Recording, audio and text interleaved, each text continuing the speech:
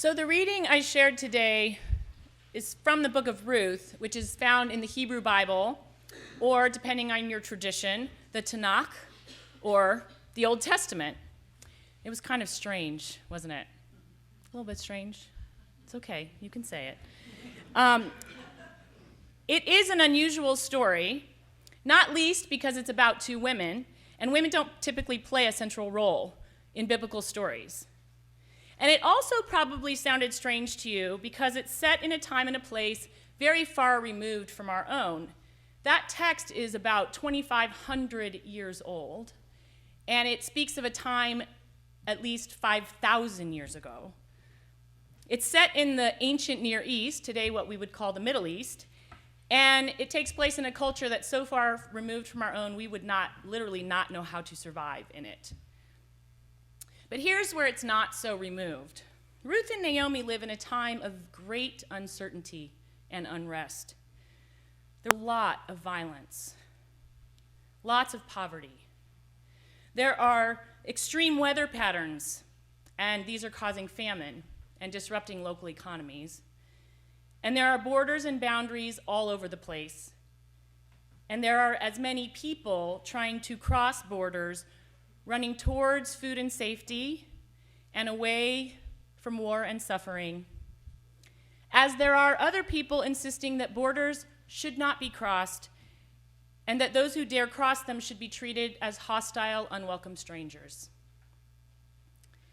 These were complex, difficult times.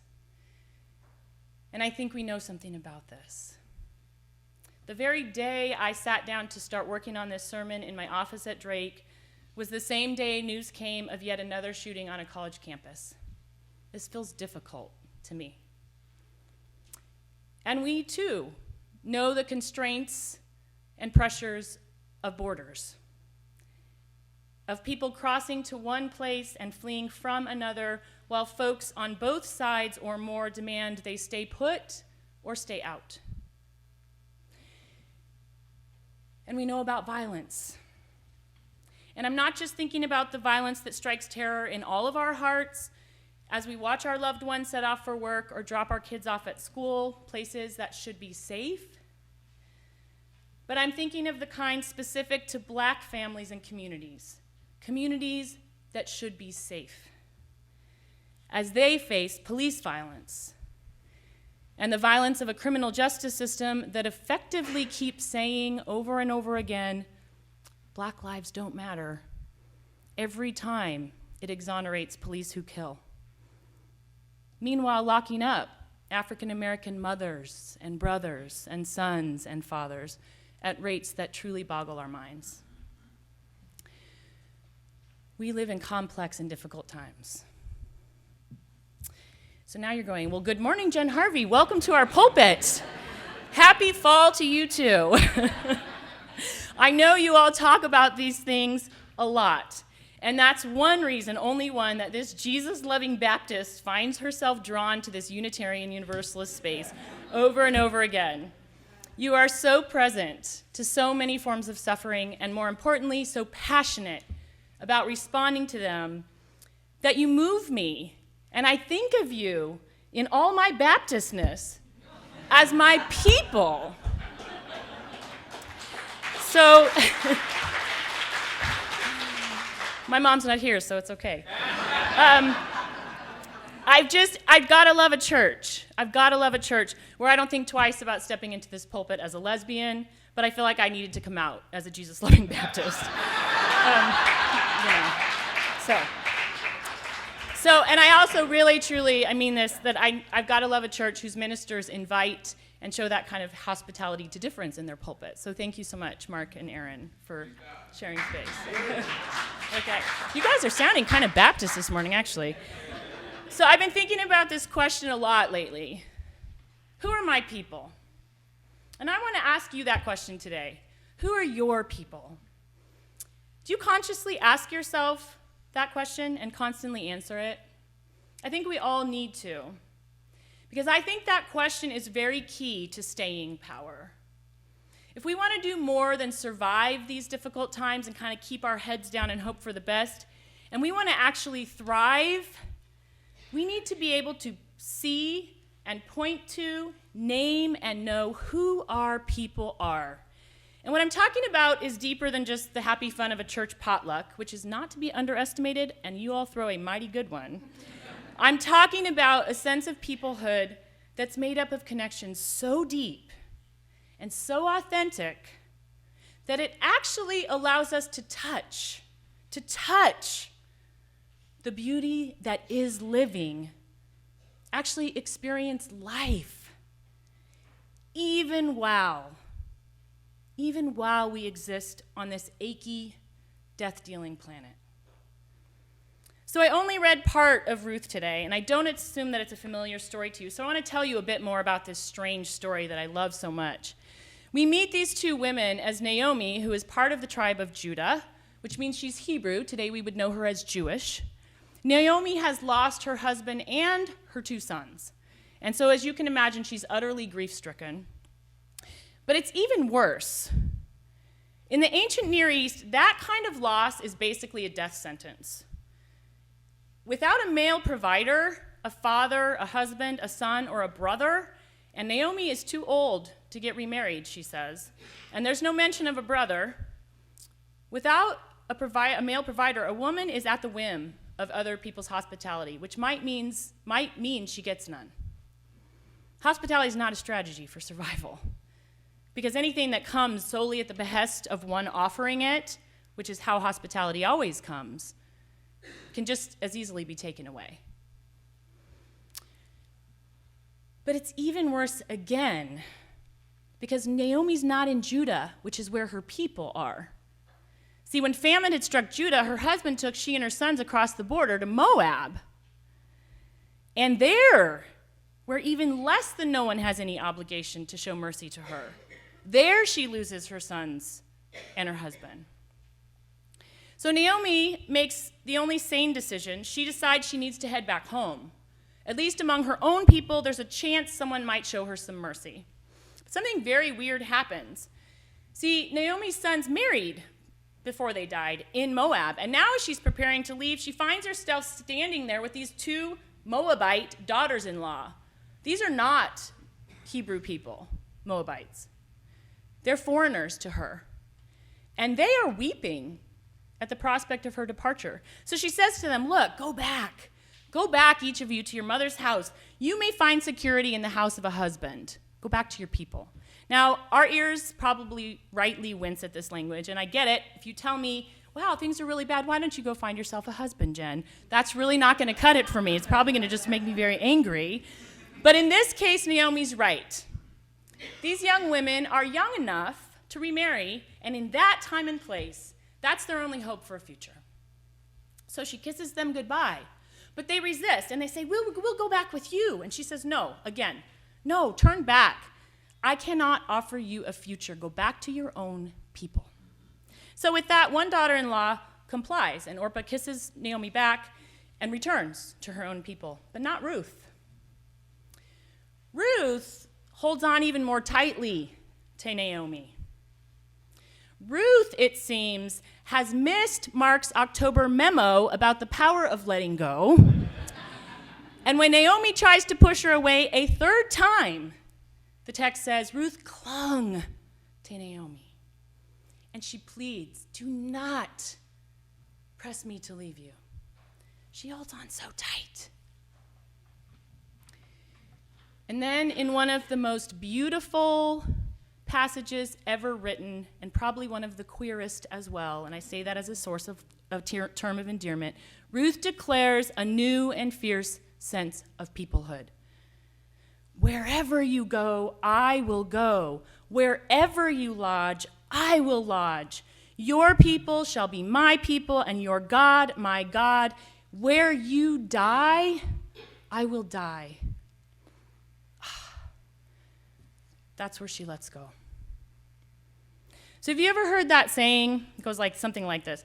When we step into the unknown, we must believe that either something solid will be there for us to stand on, or that we will be taught how to fly. Have you ever heard that saying?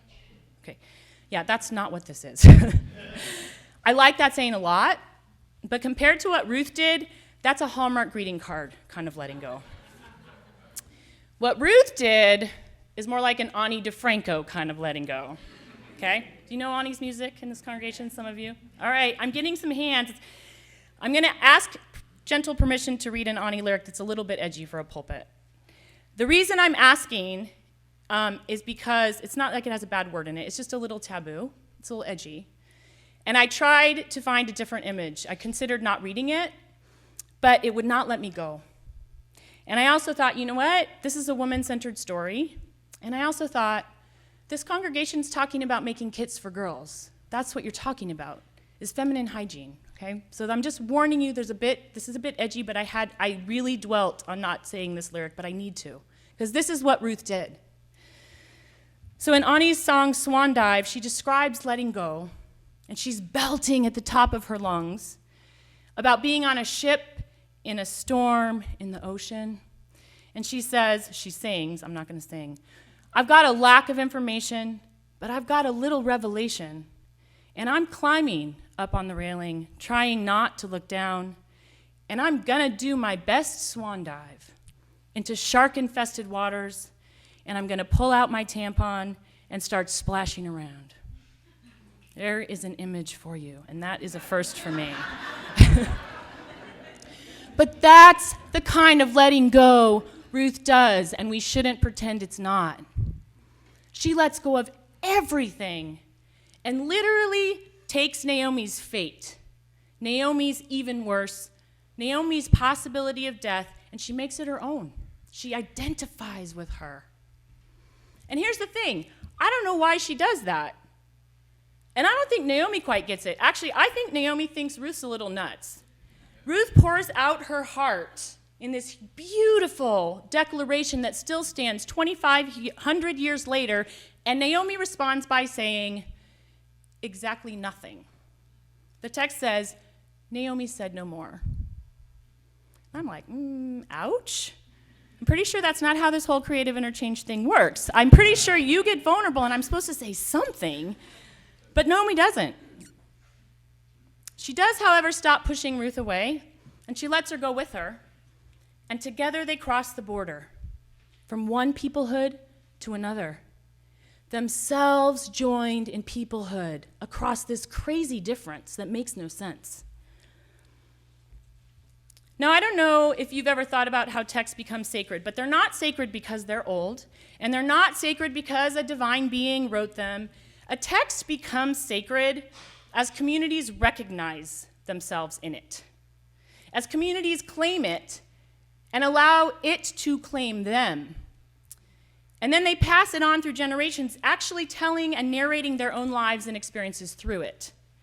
So for 2,500 years, diverse peoples across the globe have been claimed by this story. And they have told their own story through it, of what it means to be a people, of what peoplehood looks like, what it demands, of what it can sometimes call into existence. And what it means is that being joined, authentically connected, lets us actually experience life in the most impossible of circumstances, even through devastating grief, even through realities of violence. When Ruth and Naomi get back to Judah, it's the beginning of barley harvest. It's the fall, just like it is now.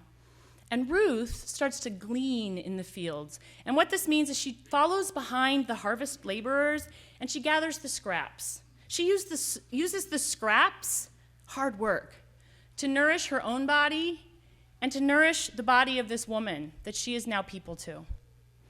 And then these two amazing women trick powerful elite men into doing what they need to do to get themselves protected.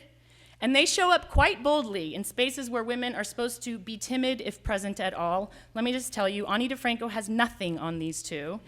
And I'll leave it at this. By the end of the story, Ruth has given birth to a baby, and at the end she gives the baby to Naomi. And if you've ever thought the Bible was boring, you have read the wrong parts. And baby meant in that time and space where life was so harsh, unlikely even, baby signifies miracle. It signifies, yes, life exists, and it exists powerfully enough that a future will be. Peoplehood looks like miracle. It's life. It offers future. And it does the same thing for us today. So maybe we're journeying through really hard personal stuff in our lives. Or maybe we're about to finally take on Congress and the NRA. If we're going to dive, monthly cycles and all, into shark-infested waters, we're going to have to swim strong and long, and preferably with some authentic joy and great potlucks along the way. Because we need people, and we need peoplehood. We need people to swim strong and long. So who are yours? Church? Family, chosen or biological? Friends? Maybe you don't know who your people are. And if that's you, I want to encourage you to keep looking. Find them. We all need to be nourished. And whoever it is, nourish those connections. Make time and space for play, deep conversations, eat together. Not in avoidance of complex difficulties, but as nourishment to keep challenging them and living while we are in them. So there's something else that kept echoing in my heart as I've then been pondering my own connections and commitments. So I've just been talking about how we get nourished for the long haul of meaningful living, what peoplehood brings to me, what it does for me. But the same question of peoplehood has an outward and external focus too, as in, who do I consider to be part of my people? With whom do I identify? To whom do I say, where you go, I'm going to try and go there too? How do I show hesed? That's the Hebrew word for fierce loyalty and love. There's not exactly a good English, it's like fierce loyalty and love. That's what the text said Ruth had for Naomi, hesed. So I just want to start to close by saying a little bit about why this external outward dimension matters so much. A few years ago, I reconnected with one of my best friends from high school, and we discovered we had children the exact same age. But our children were different. Hers had leukemia, and her son Lucas passed about 2 years ago in September. And I wrote Laura a lot in the months that treatment after treatment was failing him. And I worked really hard to try to understand what it meant to support her without kind of becoming like a parasite to her grief. As in, I didn't want my support for her to be actually me telling myself, oh my gosh, my poor friend, thank goodness it's not my kid, right? I also didn't want myself to have the option to look away when her updates about Lucas became too much to bear. And even still today, as she continues to write about what it's like to live with that kind of loss. It was sort of like being present needed to cost me something if I had the right to be there. And it did, in a way. Showing up with that kind of vulnerability over time meant I lost my own pretense that my kids aren't vulnerable too. I lost it in a very powerful way. I had to let go the fantasy that there's something about my own two beautiful children that makes them different from Lucas. There's not. Now, I would never presume to claim I know what it means to parent a child living with cancer. That's not what I'm trying to do. But I do want to say that letting go, that kind of letting go, was my attempt to partially, it's always partial, identify with my friend. I tried to go there as much as I could, as in, where you go, I will try really hard to go. And it's not that I didn't care before when I would get fundraising letters from St. Jude's. I did, but before, a child with cancer was very abstract to me. But now, I can almost not stand to go to Jolly Holiday Lights Make-A-Wish fundraiser because it's not abstract. It's not removed. I never met Lucas, but he and his mom both became part of my people in a very fierce way.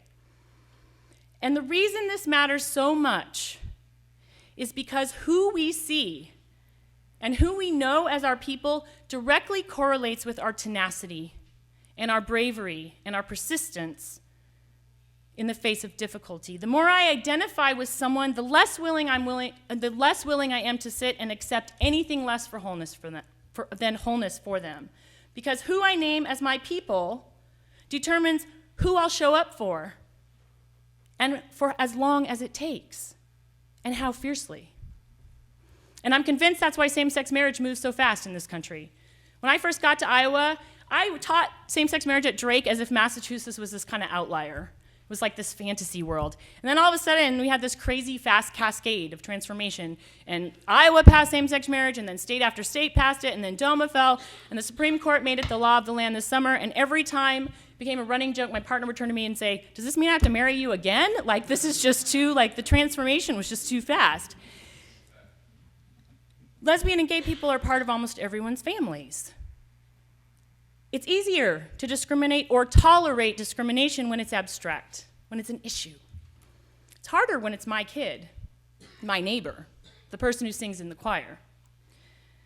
And that's why the personal act of coming out is actually a very effective social change strategy, because the more heterosexual people see LGBT people as their people, the more they're unwilling to tolerate injustice.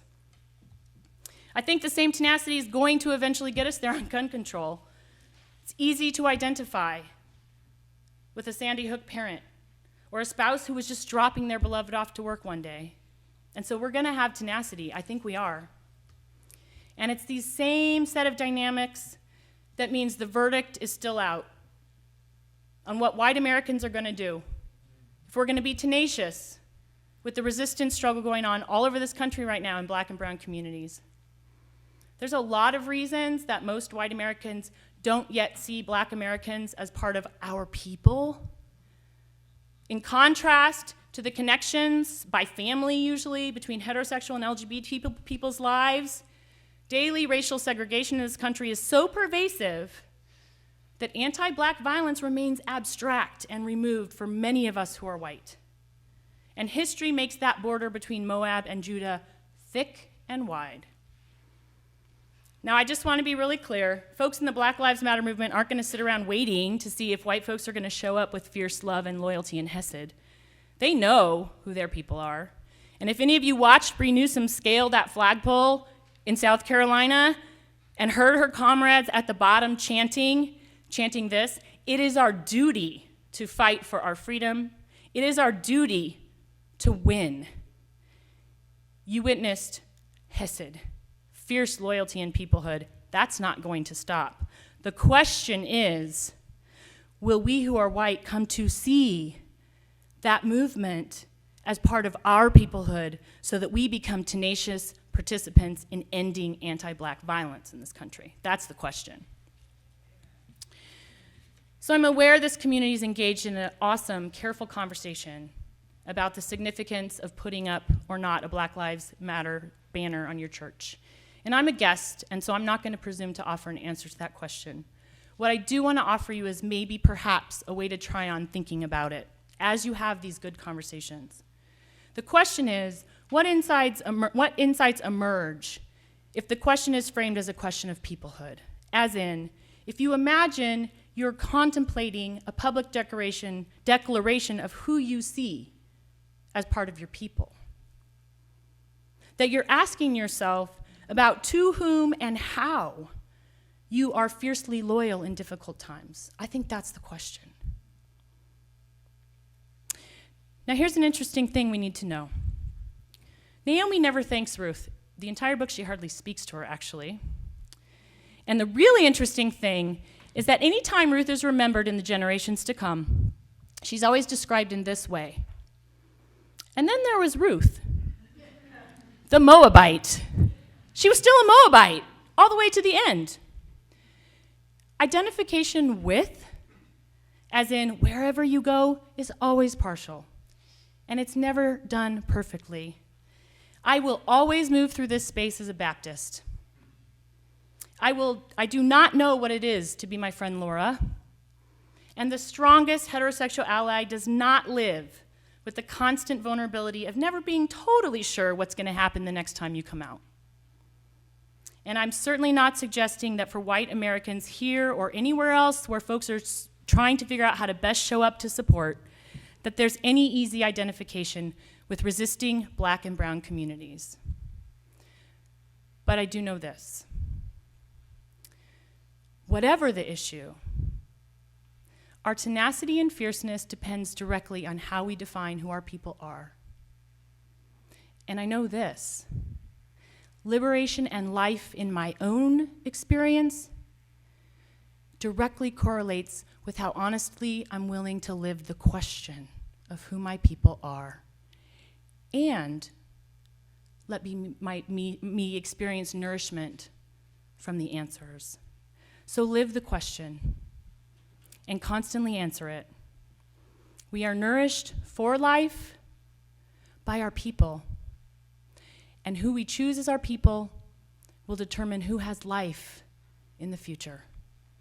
Amen.